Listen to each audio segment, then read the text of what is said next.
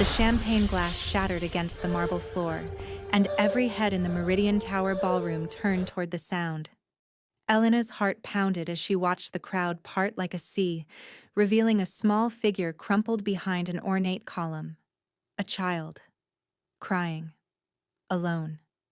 She moved before thinking, her heels clicking rapidly across the polished floor while the city's elite stood frozen, their designer gowns and tailored suits suddenly looking like costumes in a play about cowardice. The little boy couldn't have been more than 6 years old, his tiny hands covering his face as his shoulders shook with silent sobs. Elena knelt beside him, her emerald evening dress pooling around her like water. The boy flinched when she touched his shoulder, and something in her chest cracked at the fear in that small movement.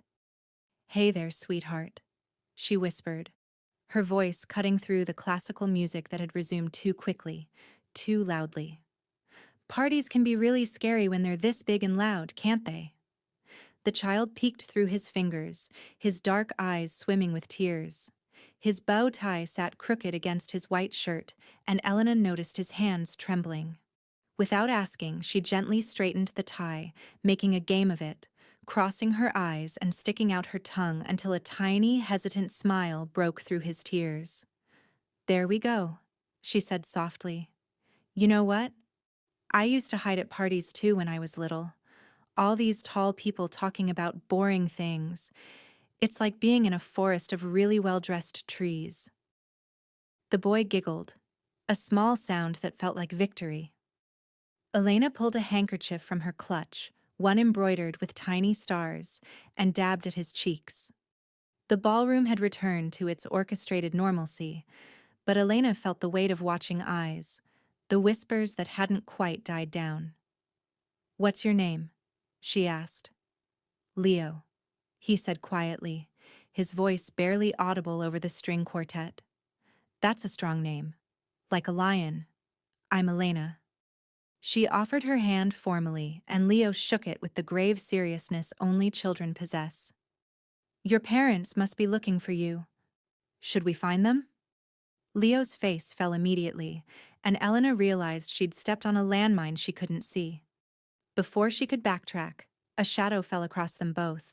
She looked up, and up, into the coldest pair of gray eyes she'd ever seen. The man standing over them wore power like other men wore cologne. His black suit probably cost more than Elena's car, and his presence seemed to lower the temperature in their immediate vicinity. The crowd had gone quiet again, but this time the silence felt dangerous, like the moment before lightning strikes. "Leo," the man said, his voice deep and controlled. Not angry, but not warm either. Somewhere beyond emotion entirely. "Daddy." Leo scrambled to his feet, and Elena rose more slowly, suddenly aware of how exposed she felt under that Arctic gaze. "This is Miss Elena. She helped me, just like Mrs. Chen does at school when I'm sad." Something flickered in those gray eyes, too quick for Elena to name. The man studied her face with an intensity that made her want to step backward, but she held her ground.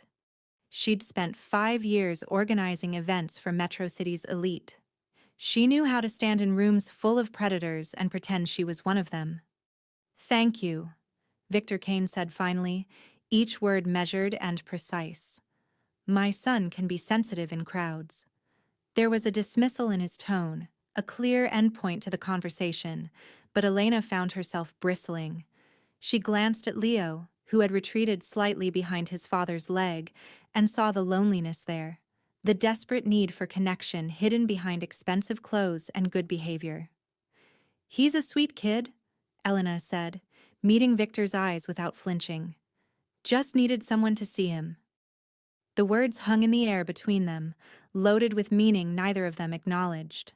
Victor's jaw tightened almost imperceptibly, and for a moment, Elena wondered if she'd crossed a line she couldn't uncross. Everyone knew Viktor Kane. Everyone feared Viktor Kane, the man who controlled half the city's underground with an iron fist and ice water in his veins. But then Leo tugged on his father's sleeve and said, "Can Miss Elena sit with us, Daddy? Please? The request seemed to surprise Viktor as much as it surprised Elena. She opened her mouth to politely decline, to retreat back into the safe anonymity of her role as event coordinator, but Viktor spoke first. "If she wishes," he said, and though the words were formal, there was something else beneath them. Curiosity, maybe. Or challenge. Elena found herself nodding, found herself following them to a private table near the floor-to-ceiling windows overlooking the glittering city.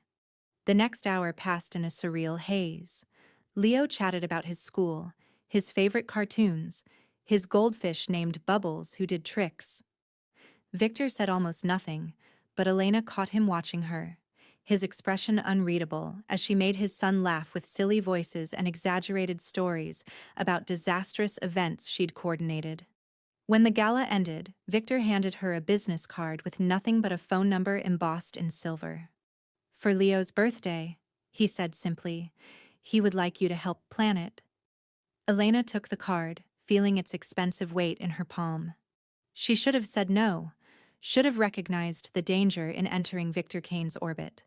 But Leo's hopeful face, Viktor's carefully hidden vulnerability, the way they both seemed so desperately alone despite being surrounded by hundreds of people, it all added up to a yes she couldn't quite suppress. 3 days later, Elena stood in the penthouse that crowned Metro City's most exclusive building and understood loneliness in a way she never had before. The apartment was breathtaking. Floor-to-ceiling windows, original artwork, furniture that belonged in museums. But it felt like a mausoleum, beautiful and cold and utterly devoid of life. Leo grabbed her hand the moment she arrived, pulling her toward his bedroom with an enthusiasm that suggested visitors were rare. His room was the only space that felt lived in, toys scattered across a plush carpet, drawings taped to walls, a child's chaos fighting against the apartment's sterile perfection. "Do you like dinosaurs?" Leo asked, showing her a plastic T-Rex with such pride that Elena's heart ached. "I love dinosaurs," she said seriously, "especially the ones with the fancy head crests. They're like dinosaurs going to a party." Leo dissolved into giggles, and Elena heard footsteps behind her. Viktor stood in the doorway, still wearing a business suit despite being home, still radiating that same controlled intensity. But something was different in how he looked at his son, a softness around his eyes that hadn't been there at the gala. "Coffee?" Viktor offered, and Elena followed him to the kitchen while Leo stayed absorbed in his toys. They stood on opposite sides of a marble island that probably cost more than Elena's entire apartment, and the silence stretched between them like a chasm. Viktor made coffee with precise movements, and Elena noticed his hands.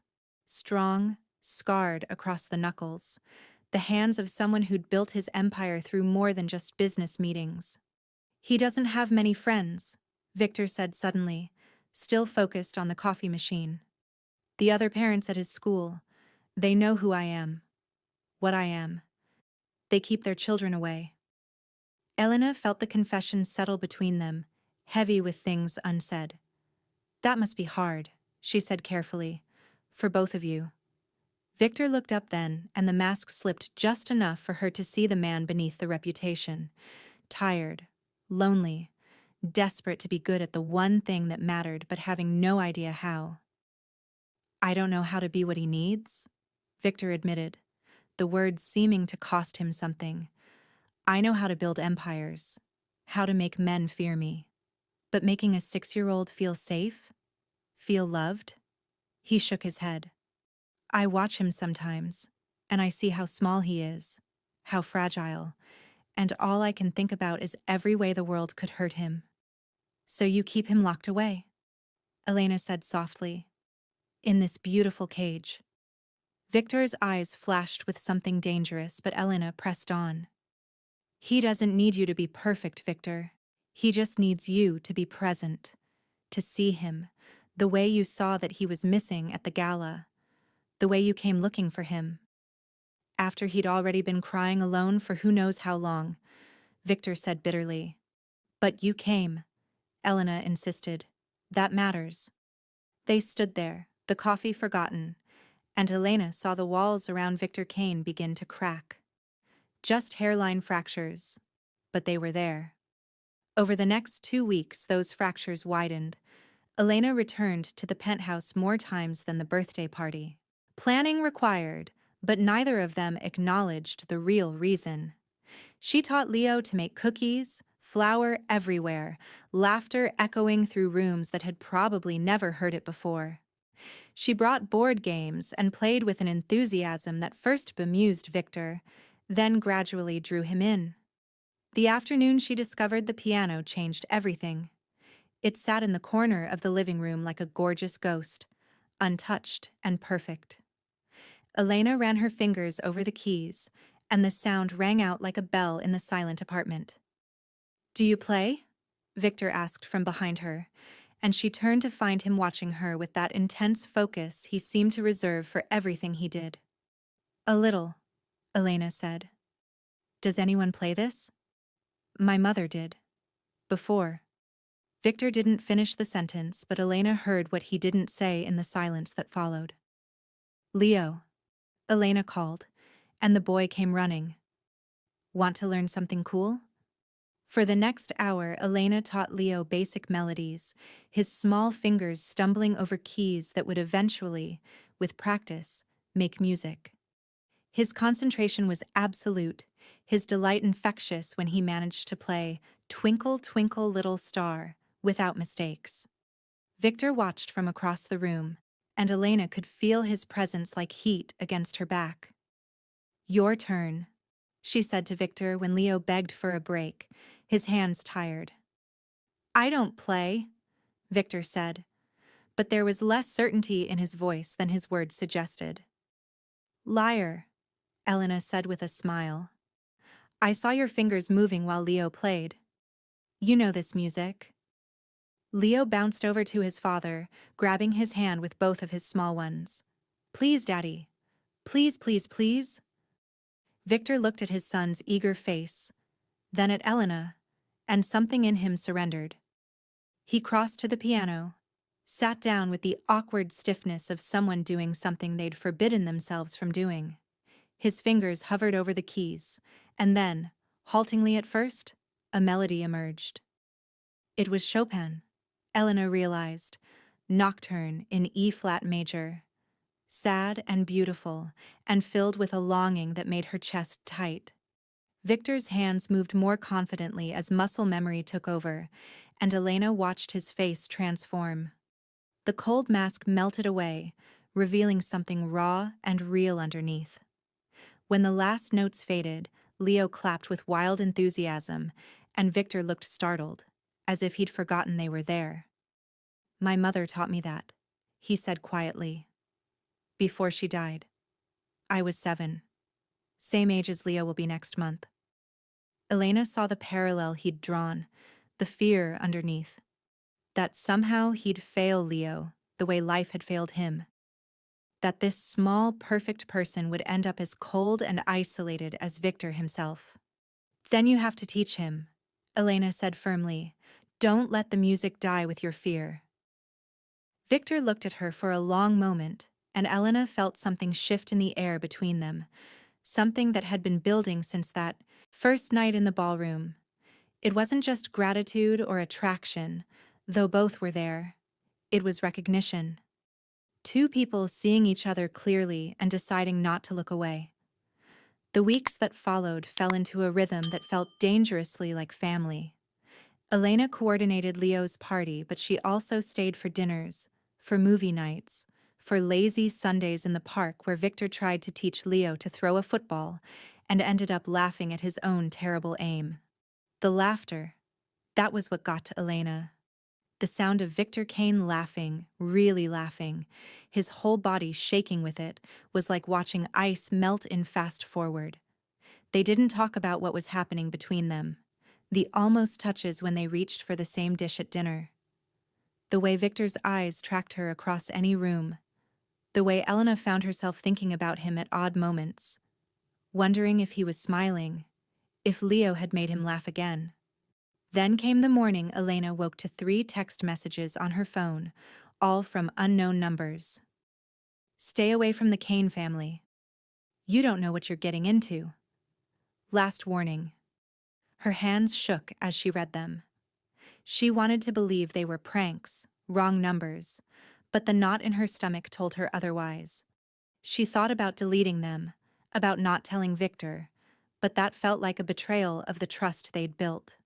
When she showed him the messages that afternoon, Viktor's face went utterly blank, which somehow felt more terrifying than if he'd raged. He took her phone, read each message with terrible focus, and then made a call in a language Elena didn't understand.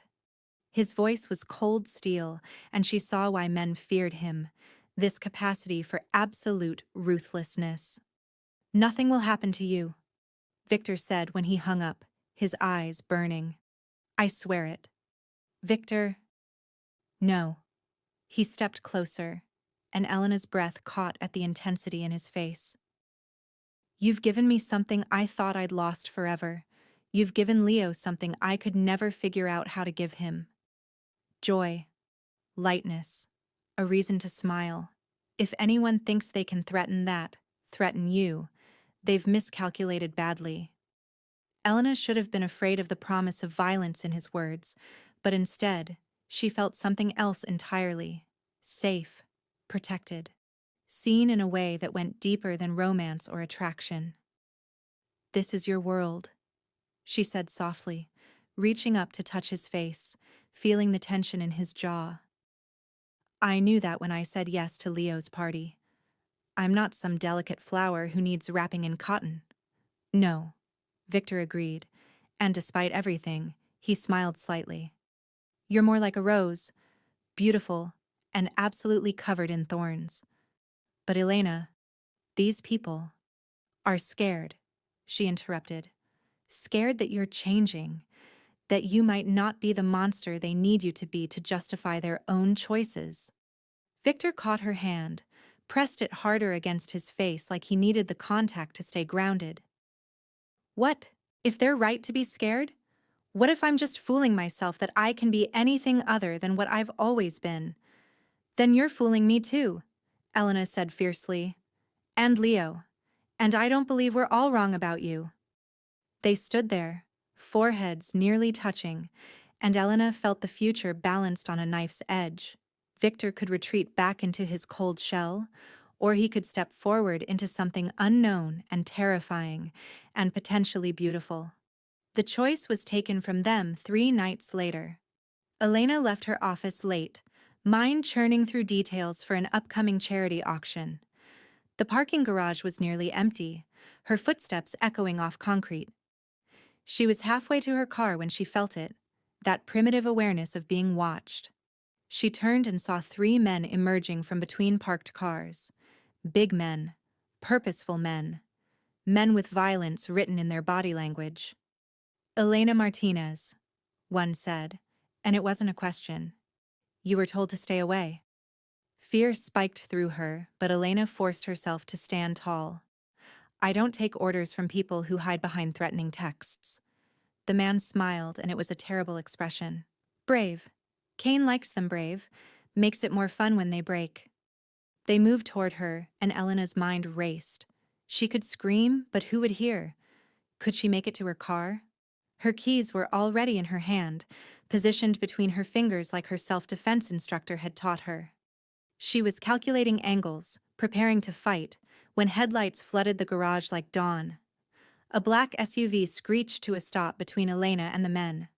Doors flew open, and Viktor emerged like vengeance personified. Marcus and 2 other men flanked him, and the shift in power was immediate and absolute. "Gentlemen," Viktor said, his voice pleasant in a way that made Elena's blood run cold. "We were just looking for you." What happened next was quick and brutal. Elena didn't watch all of it, couldn't watch, but she heard the sounds, saw the aftermath. When Viktor turned back to her, his knuckles were bleeding, his expensive shirt torn, but his eyes were clear and focused entirely on her. "Are you hurt?" he demanded, his hands running over her arms, her face checking for damage with a tenderness that contrasted violently with what he'd just done. "I'm fine," Elena managed, though she was shaking now that the adrenaline was fading. "How did you know?" "I've had people watching you since the first message," Viktor said. "I wasn't taking chances." They stood in the harsh, fluorescent light of the parking garage, surrounded by Viktor's men who were dealing with the aftermath, and Elena felt the full weight of the choice before her. This was Viktor's world. Violence and protection and fear wielded like weapons. Could she live in it? Did she want to? "Elena," Viktor said, and his voice cracked on her name. "I can't do this. I can't put you in danger. I can't be the reason you look over your shoulder. I should have stayed away from the beginning." "Should have," Elena agreed, and watched something die in his eyes before she continued. "But you didn't, and neither did I. And now we're here. And Viktor, I'm choosing to be here." "You don't understand what you're choosing." "Then help me understand." Elena grabbed his torn shirt, pulled him closer. "Don't make decisions for me. Don't lock me out because you're scared. I'm scared too, but I'm not running." Viktor stared at her like she was a miracle he couldn't quite believe in. Then he kissed her, hard and desperate and gentle all at once, and Elena tasted blood and salt, and the promise of something worth fighting for. The aftermath was complicated. Viktor called an emergency meeting with his organization, with Marcus and the lieutenants who'd served him for years. Elena waited in the penthouse with Leo, playing games and pretending everything was normal while her heart raced with worry. When Viktor returned 3 hours later, he looked exhausted but determined. "I'm stepping down," he told her simply. "Marcus will take over operations. I'm keeping some legitimate businesses, but the rest—" He shook his head. "I can't protect you and Leo while running an empire built on fear. I choose you. I choose this." Elena felt tears burning in her eyes. "Viktor, you don't have to." "I do," he interrupted. "I've spent 20 years building something that made me powerful and utterly alone. You showed me what I was missing, what Leo was missing. I'm not giving that up. Not for anything." The transition took months. There were confrontations, challenges to Viktor's decision, tense negotiations about territory and power. But Marcus was strong, and Viktor's reputation carried weight even in retirement. Gradually, the storm passed. 6 months after that night in the parking garage, Elena stood on the penthouse balcony with Viktor and Leo, watching fireworks explode over Metro City. Leo's birthday party earlier had been perfect, small, intimate, filled with the few real friends they'd accumulated. The boy was asleep now, worn out from cake and laughter. "I never thought I'd have this," Viktor said quietly, his arm around Elena's waist. "Peace. Actual, real peace." "It's not perfect," Elena reminded him. There were still complications, still adjustments to their new life. "No," Viktor agreed. "But it's real, and it's ours." Another firework burst overhead, this one shaping itself almost like a heart, and Leo would have loved the coincidence. Elena leaned into Viktor's warmth and thought about the journey that had brought them here. The crying child in a ballroom, the cold apartment warming with laughter, the music that had broken through walls, the fear and danger and choice. "Look at that one," Elena whispered. "Leo would say it looks like hope." Viktor laughed softly, the sound no longer rare or surprising but familiar and cherished. "When did my 6-year-old become a philosopher?" Around the same time his father learned to play piano again. They stood together as the sky exploded with color and light, and Elena thought about how the bravest thing Viktor Kane had ever done wasn't building an empire or facing down enemies. It was choosing to tear down his own walls and let love in. It was choosing to be vulnerable with his son. It was choosing a future over a past. In the end, that's what courage really looked like. Not the absence of fear, but the decision to step forward anyway, to reach for connection despite the risk, to believe that love could be stronger than power, that family could be more valuable than empire. And as the final firework painted the sky in gold and silver, Elena knew they'd all made the right choice. Together. If this story of transformation and courage touched your heart, let us know in the comments below. What would you sacrifice for love? And don't forget to like and subscribe for more stories about finding light in unexpected places.